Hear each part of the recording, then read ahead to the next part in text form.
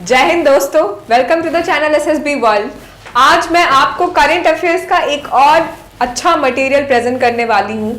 आपको current affairs की बहुत ज़रूरत पड़ेगी अपने एसएसबी को पास करने के लिए। अपने हर एक वीडियो में मैं आपसे सबसे पहले यही बोलती हूँ, क्योंकि मुझे पता है, क्योंकि 5 दिन जो एसएसबी के होते हैं उसमें आपका नॉलेज टेस्ट, आपकी अवेयरनेस टेस्ट, आपका ऑब्जर्वेशन टेस्ट और आप कितने अपडेटेड हो इसका टेस्ट कंटिन्यूसली लिया जाता है।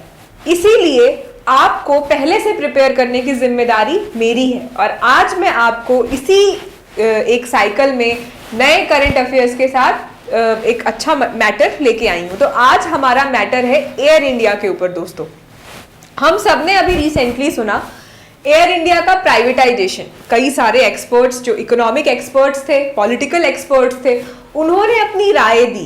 पर एसएसबी में मैटर क्या करता है? आपकी खुद की राय। और आपकी खुद की राय बनती है सारे फैक्ट्स एंड फिगर्स जानने के बाद। और मैं यहाँ पे आपको फैक्ट्स एंड फिगर के साथ साथ थोड़ी बहुत आपकी नॉलेज बिल्डिंग ओपिनियन को डायरेक्शन देने का काम कर रही हूँ। तो इसीलिए आज हम जानते हैं कि एयर इंडिया के साथ जो भी हुआ, जो जर्नी थी एयर इंडिया की, क्या वो सही थी, कितनी सही थी, और अगर नहीं थी तो क्यों नहीं थी। तो आइए जानते हैं हमारा एयर इंडिया का सफर। सबसे पहला क्वेश्चन है बॉट और स्टोलन। आपको ये चीज पता होनी चाहिए कि एयर इंडिया सबसे पहले हमारी कंट्री में जब आया था, it was somehow owned and authorised given by two JD Tata. ठीक है, तो उनका एक बहुत बड़ा सपना था air India. But Nehru ji के टाइम पे कुछ ऐसी चीजें हुई जिसकी वजह से एयर इंडिया नेशनलाइज हो गया। एंड नेशनलाइज होने के बाद एयर इंडिया काफी ज्यादा एक अच्छे स्पीड में था, लोग काफी इसे यूज कर रहे थे। बट आइए जानते हैं, इसमें बहुत सारी चीजें हमें अभी पता नहीं है। Welcome back Air India. Recently जब एयर इंडिया का प्राइवेटाइजेशन हुआ तो रतन टाटा ने ये ट्वीट किया, welcome back Air India. That means जो हमारा सपना था, that has again come back to our family. जैसे एक लीगेसी होती है, that continues to the family, one heir to another heir, वैसे ही Air India, welcome back Air India करके रतन टाटा ने ये चीज कही। काफी सारी पॉलिटिक्स इवॉल्व हुई इससे। It is a public sector company, but there are more public sector company bigger than this. कई सारे एक्सपर्ट्स का ये कहना है कि पब्लिक सेक्टर कंपनी है ये एक एयर इंडिया, तो इसे प्राइवेटाइज करने की क्या जरूरत थी। बट दोस्तों, आज मैं आपको ये बताने वाली हूँ कि इससे भी बहुत सारी बड़ी पब्लिक सेक्टर कंपनियां थी हमारी कंट्री में जिसे प्राइवेटाइज किया गया और उसका रिजल्ट काफी अच्छा निकला। तो हमें यहाँ पे ये पता लगाना है कि अगर किसी प्राइवेटाइजेशन से डेवलपमेंट हो रहा है या कोई भी चीज बेटर हो रही है, तो मैटर क्या करता है? गवर्नमेंट का उस चीज में उतनी ही होल्ड रखना या फिर उस चीज को डेवलपमेंट के नाम पे फ्री छोड़ देना। तो आइए जानते हैं आगे की बातें। 1946 it was known as Tata Airlines.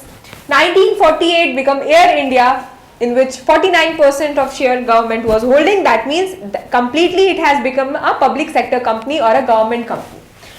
Government allowed for long time J Tata to be chairman of Air India, क्योंकि जमशेदपुर टाटा का ये बहुत बड़ा सपना था और उन्होंने ही इस चीज़ को इनिशिएट किया था। तो जमशेदपुर टाटा को काफ़ी टाइम तक उन्हें चेयरमैन रखा इस कंपनी के लिए।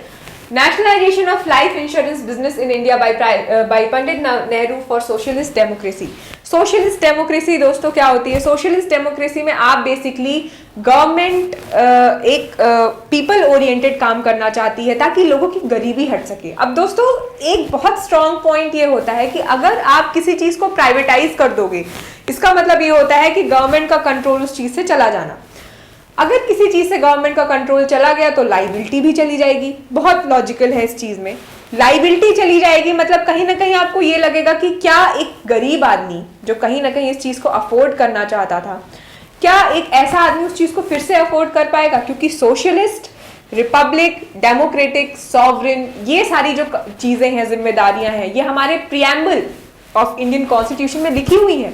और कहीं ना कहीं ये गवर्नमेंट की रिस्पॉन्सिबिलिटी है कि वो चीजें इस तरह से कंडक्ट कराए कि एक मिडिल क्लास इंसान भी उस चीज को अफोर्ड कर पाए। तो इसीलिए नेशनलाइजेशन वाला कॉन्सेप्ट आया था और लाइफ इंश्योरेंस को भी नेशनलाइज किया गया था सोशलिस्ट डेमोक्रेसी के अंदर by Pandit Jawaharlal Nehru. Entrepreneurship promotion by privatisation. अब दोस्तों क्या होता है, प्राइवेटाइजेशन बहुत ही ज्यादा उछाल में है इस समय, आप सब देखते हो हर चीज प्राइवेटाइज हो रही है। तो प्राइवेटाइजेशन का एक बहुत अच्छा प्लस पॉइंट ये है कि आप एंटरप्रेन्योरशिप जो होती है उसको आप प्रमोट कर रहे हो। एंटरप्रेन्योरशिप आज बहुत स्ट्रॉन्ग वर्ड है दोस्तों। आप देखोगे IIT graduates, IIM graduates, they are also trying to become entrepreneurship, क्योंकि if you have skills, if you have knowledge, if you know how to conduct the things, definitely there is no harm in earning money out of it. और यही है entrepreneurship. आप किसी छोटी चीज को as a private thing you start it and then it becomes a boom for economy of nation. Indian airlines suffered because process to buy it was so long. तो एक गलती हमें ये दिखी एयर इंडिया के सफर करने में, काफी सालों से, काफी टाइम से air India was in loss, but और हम सब इस चीज को रिकॉग्नाइज कर रहे थे कि एयर इंडिया डूबता जा रहा है। बहुत बड़ी कंसर्न थी क्योंकि एक government owned company for airlines is actually dooming. तो लोग क्या सोचेंगे कि गवर्नमेंट का कहीं ना कहीं बहुत बड़ा फॉल्ट है। बट एक गलती गवर्नमेंट ने ये की कि जो प्रोसेस थी एयर इंडिया को बाय करने की या रीसेल करने की, उसको इतना कॉम्प्लेक्स कर दिया, इतना लंबा कर दिया कि बहुत सारे इन्वेस्टर्स, बहुत सारे businessman actually they were scared of investing और doing anything with Air India.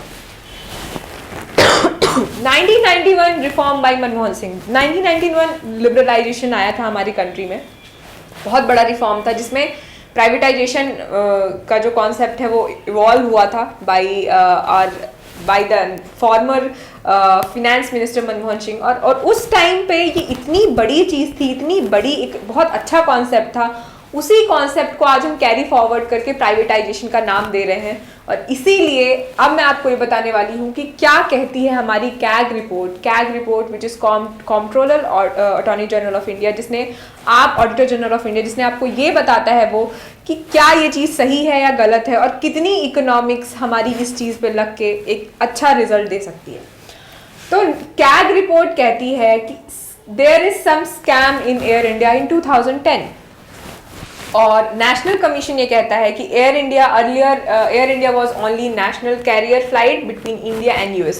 तो आप ये चीज़ समझ रहे होंगे कि कितना लिमिटेड स्कोप दिया पहले एयर इंडिया को।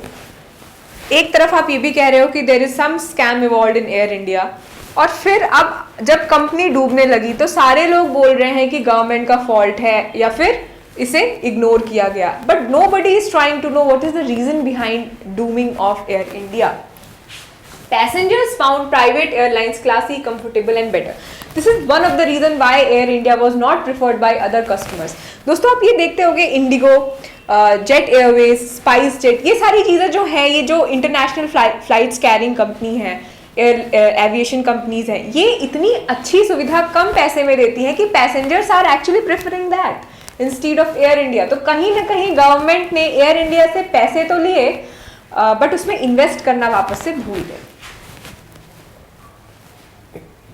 तो दोस्तों ये एयर इंडिया का जो आपको मैंने डाटा दिया है, स्टैटिस्टिक्स दिया है, फैक्ट्स एंड फिगर्स दिए हैं, ये फैक्ट्स एंड फिगर्स आपको बहुत हद तक ये बताएंगे कि क्या अगर प्राइवेटाइजेशन हो रहा है एयर इंडिया का तो सही है, और अगर नहीं है तो क्यों नहीं है, और अगर हो रहा है और बाकी सारी अदर पब्लिक सेक्टर कंपनीज का भी हुआ और वो काफ़ी अच्छे से फ्लरिश कर गई तो definitely there is no harm in privatising Air India.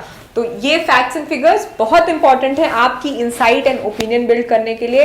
Hopefully ये आपको एक अच्छा स्ट्रॉन्ग पॉइंट बिल्ड करने में मदद करेगा। तो ये था मेरा करंट अफेयर्स का एक बहुत स्ट्रॉन्ग वीडियो। होपफुली आप इसे पसंद करेंगे। लाइक, शेयर और सब्सक्राइब करिए और प्लीज़ इस चैनल से जुड़े रहिए। जय हिंद।